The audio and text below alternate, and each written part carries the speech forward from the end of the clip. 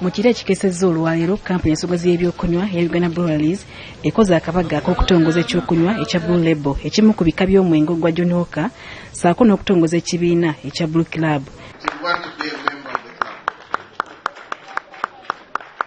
Uganda Breweries Limited yatta Omukago n'Obwakabaka okusogola ekyokunywa eky'omwenge nga guno gwe mwenge gw'Obwakabaka omutongole era Kamalabyonna wa Buganda Charles Peter Mayiga asinzidde wano n'ategeeza nti mu kafubo okutumbula embeera z'abantu ba Kabaka mu by'obulamu ebyenjigiriza ssaako n'okunoonyeza abavubuka emirimu Obwakabaka bakwongera okutta emikago n'abantu abasobola okukwasizaako Obwakabaka ku ddimu lino.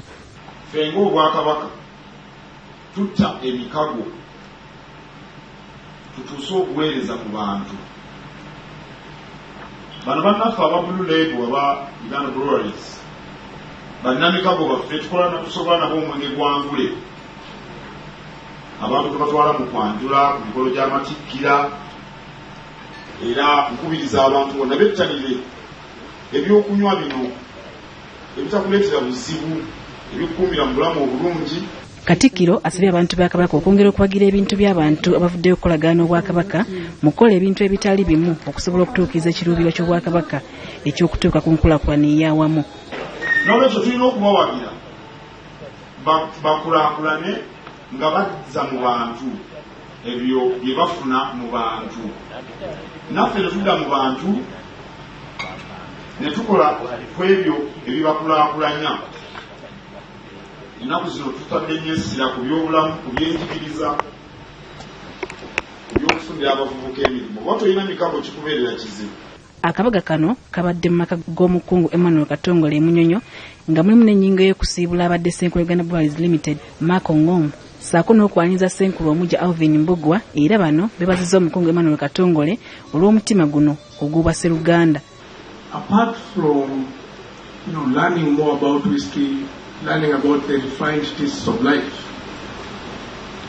we really get to network, share ideas, keep in touch. Because I'll tell you one thing for sure, it is extremely rare to have such a noble set of influential leaders, thought leaders, influential men and women spending 4 hours at your home. And today, we thank God that all of you friends can join us to distill and enjoy the most of the best distilled drink, the Blue Label.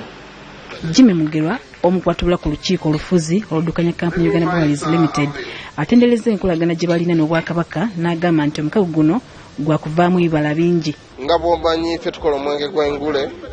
Omwenge ogwo mukulu nnyo kubanga abantu balima muwogo ne bamuleeta ne tumuteeka mu mwenge ne tutuuka tutunda omwenge. Ssente ezivaamu tugabana n'Obwakabaka ne biddukanya emirimu gy'Obwakabaka. So enkolagana ffe n'Obwakabaka tugyenyumirizaamu era tuli basanyufu nnyo. Akabaga kano katuukidde mu kiseera ng'Obwakabaka bwakazza bujja endagaano ne kampuni ya Uganda Breweries Limited okwongera okusogola omwenge gw'Obwakabaka ogw'engule nga guno gusogolebwa mu kirime kya muwogo era abantu ba Kabaka bazze bakubirizibwa okwittanya ekirime kino n'ekigendererwa eky'okutumbula ennyingiza n'obungi bw'emmere.